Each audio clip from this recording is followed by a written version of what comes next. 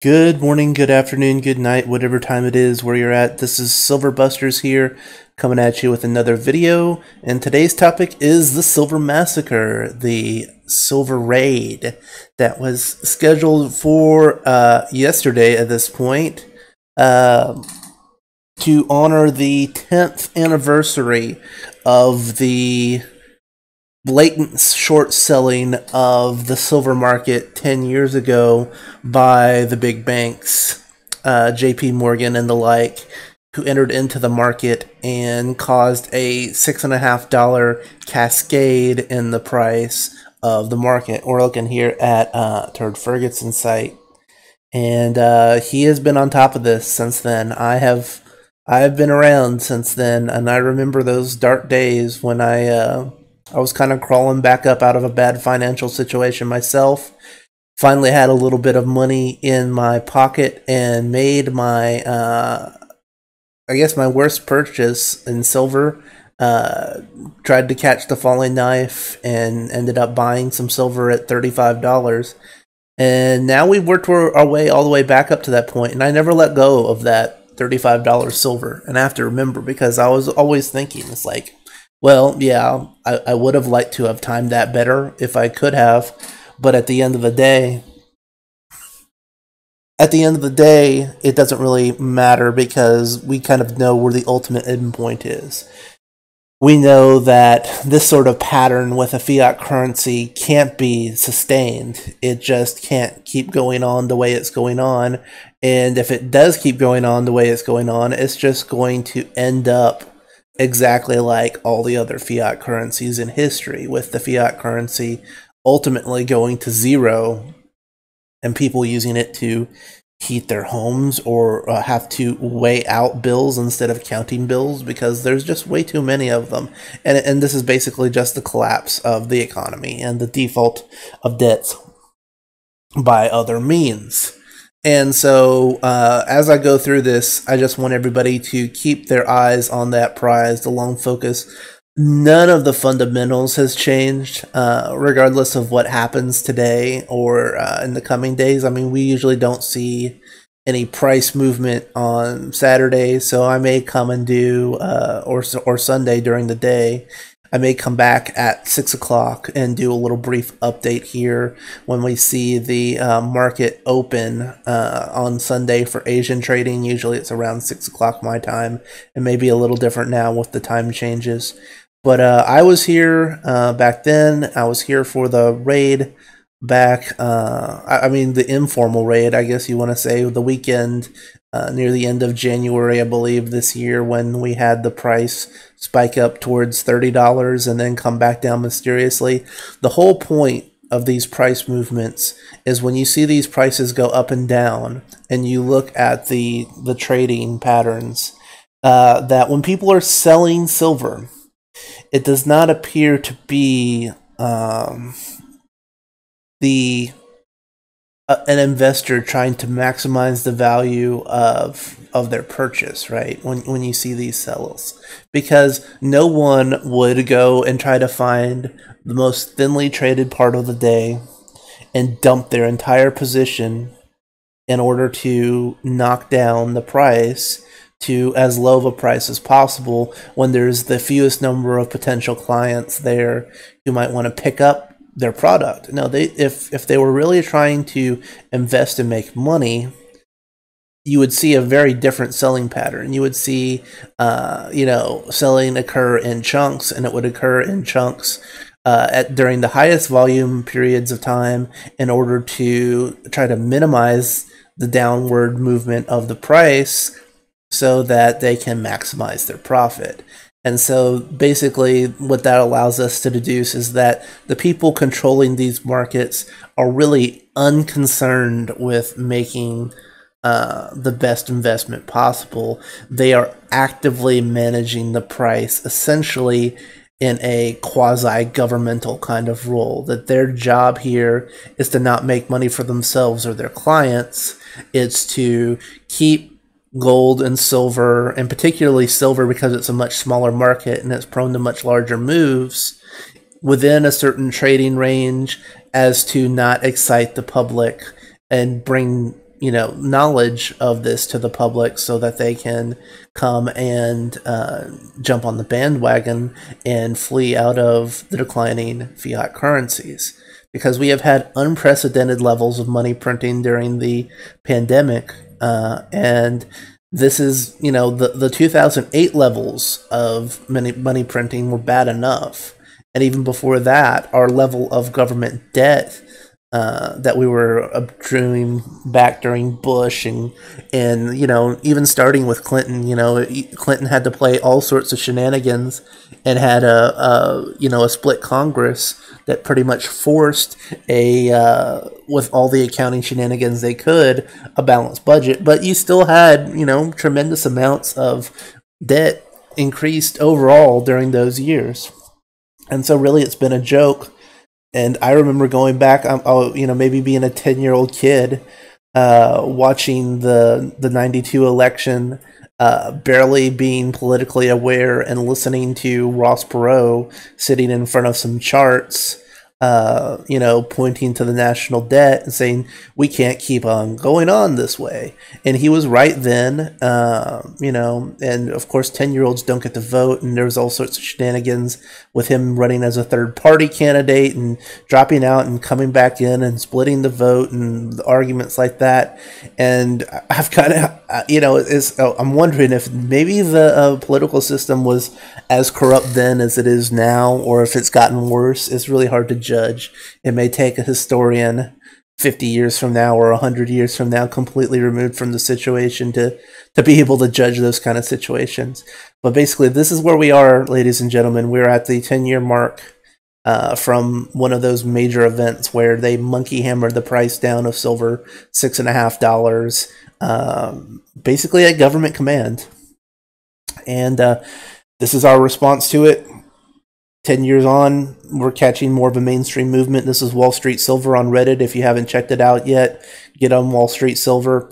It's not a centralized movement by any means. Yeah, there's a few guys that run the board, but this is not their baby. This is for everybody, right? So, if you don't know about Reddit, Reddit's just an online board for messaging forums, essentially, and you can create a board for any particular topic, and this topic is for silver. Wallstreet Silver particularly is about accumulating as much silver in the hands of ordinary folk so that we can survive this coming economic catastrophe.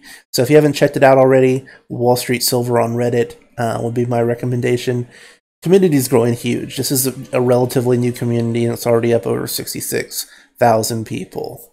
Anyway, let's get into our check. So far today, not seeing the same kind of warning bells and alarms on the retailers that we saw during the spike in the end of January into that weekend.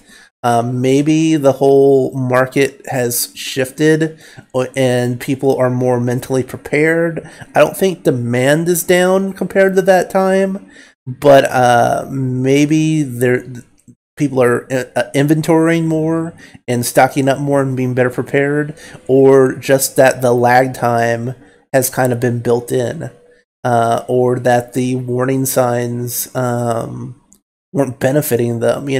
I have no idea. They're just being more subtle about it, because take a look here. There's no big banner at the top of SD Bullion that says, warning folks, there's going to be a 2-week delay on a product.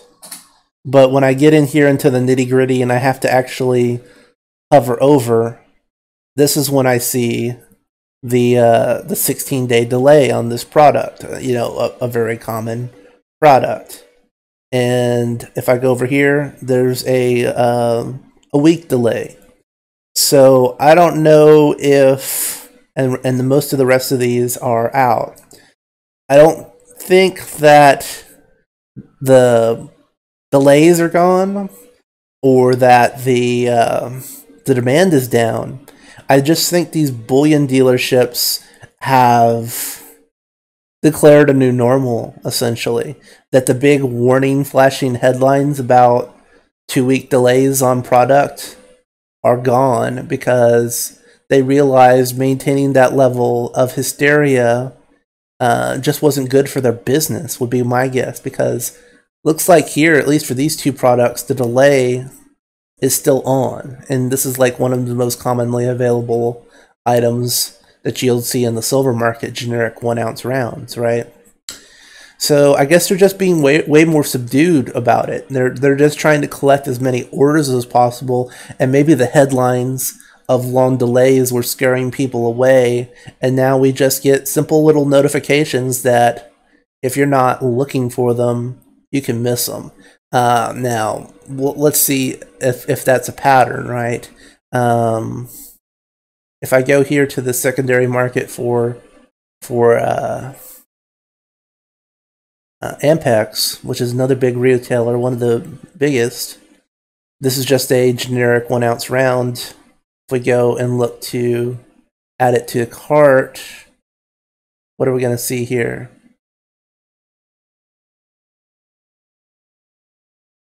Well, let's just see what happens if I go a little bit further in the process. Because so far, I've gotten this far, and I don't even see any shipping information, right?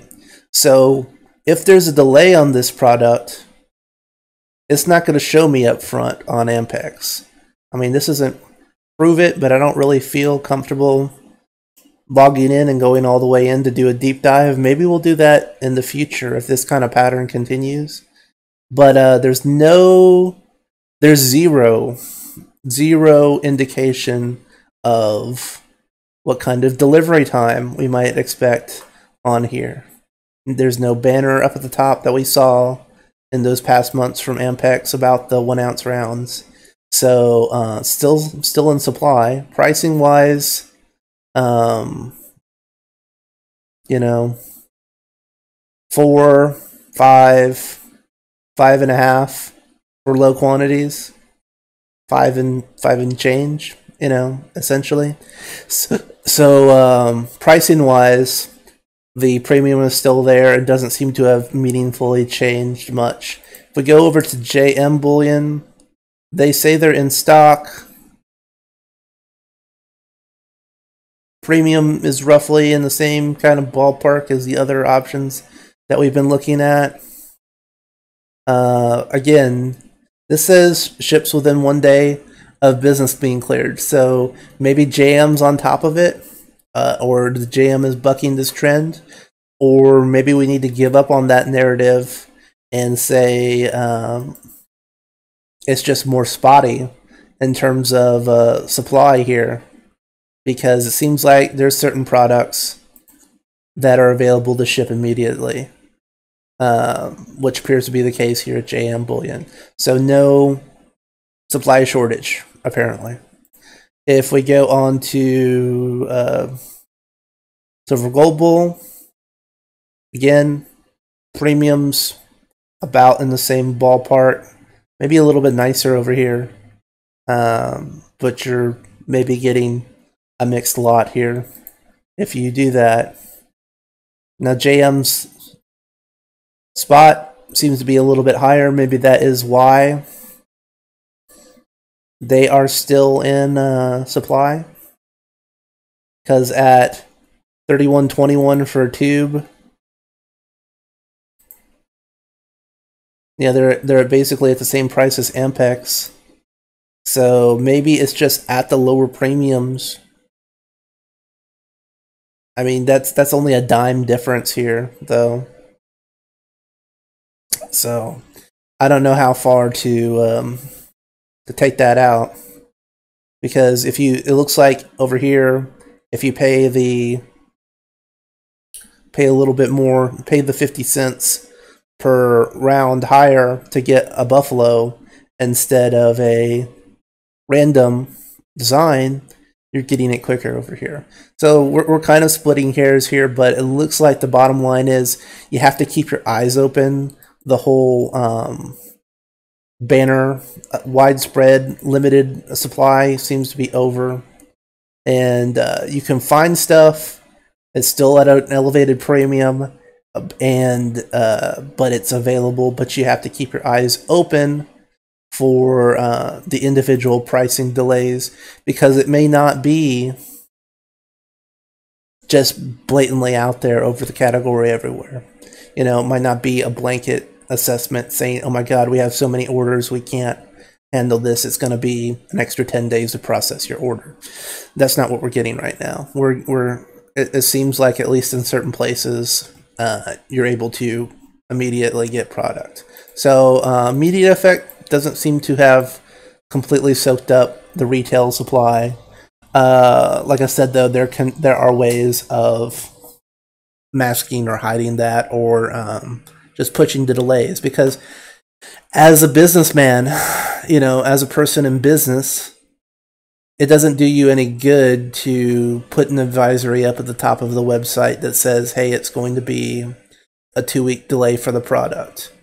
This is the cynical side of me, and I'm not saying this of any particular retailer, but even my local coin shop told me, oh yeah, 1 to 2 weeks will get you your order. You may know about the recent deal I made. I made a big deal swapping some gold for silver. And that 1 to 2 week process ended up being a 6-week process. And so in a lot of these cases, it seems like they've gone way more subdued with their messaging. And do they have product? Do they not have product? I get a feeling like you won't really know until you put in that order, mash that button, and then you don't really get a date, right? You don't really see how long of a wait you're going to get. Maybe like with JM here, I'm getting it immediately. Don't know. Really don't know. But I have a feeling like marketing has taken over, and marketing says don't scare people away. Get a hold of that money, and then if there's a delay, we'll ask for forgiveness later. And that's what the feeling I'm kind of getting right now, because I don't 100% buy the idea that there's a ton of silver available. If there was a ton of silver available, we'd start seeing pressure on these premiums, right? We're not at natural premium levels. If a silver raid can't pressure the availability of retail level silver, then I kind of lost my train of thought. Then it's like, we should see the premiums going down if a major raid like this is not pressuring the retail supply. So I've got the feeling that the retail supply is being pressured, but each individual retailer is going out of their way just to maximize their exposure to this, and then let the chips fall where they may in terms of the delivery times. This could be completely wrong. This is just my feeling. Maybe these guys, and it may be product by product, right? It may be that if you order one particular product, it comes quickly.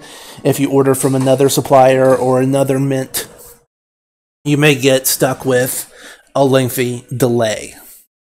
But like I said, if there was a lot of supply, we should see competition here in the form of decreased premiums in order to secure that limited amount of buying, and I'm just not seeing it.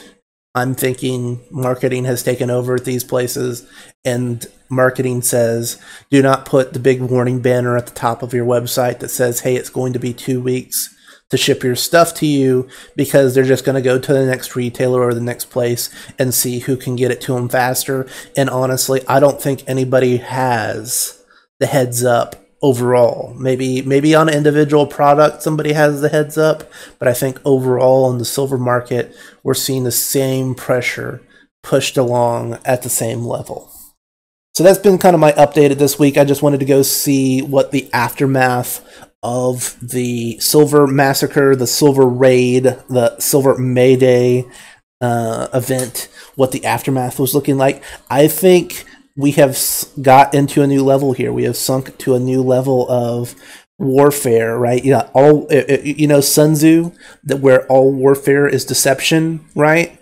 And I'm not saying we're at war with these retailers, but I'm saying they have active interests, and it's not in their active interests to scare away their customers by notifying us of lengthy delays. I think they have come to reality and are just trying to grab as much fiat as they can, and while grabbing that fiat, securing it, and then placing that delay burden if it comes on the silver investor. And that's just my feeling right now. If you can prove me wrong, prove me wrong. But like I said, if this raid had not meaningfully affected supply, we should see premiums coming down. And we're not seeing premiums come down. That's my take. I think I'll check back in around 6 or 7 Central Time here in the United States to see what the Asian market opening is looking like, because we're still pretty much at 26, which is not a meaningful change from the last 2 weeks. Of course, there was trading up and down and grumbling, and as there always is, and it seems like we end up at the same place when we come back for these kind of weekly wrap-up videos. But that's where we're at right now. This has been Silver Busters. I'm going to sign off. And any questions, please just let me know in the comments. Please subscribe to the channel. It really helps me out. And I will see you guys later this evening, probably. See ya.